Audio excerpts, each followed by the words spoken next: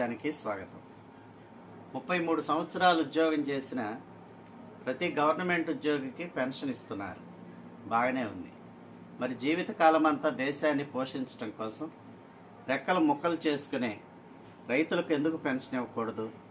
కాబట్టి 40 సంవత్సరాలు పైబడిన ప్రతి రైతుకు కూడా బేషరతుగా పెన్షన్ ఇచ్చే ఒక పథకాన్ని ప్రభుత్వాలు ప్రవేశపెట్టాలి.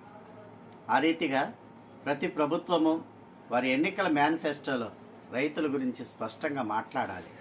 అటువంటి ప్రభుత్వానికి మాత్రమే ఈ రాష్ట్రంలో ఉన్న రైతులందరూ కూడా మద్దతు తెలపాలి.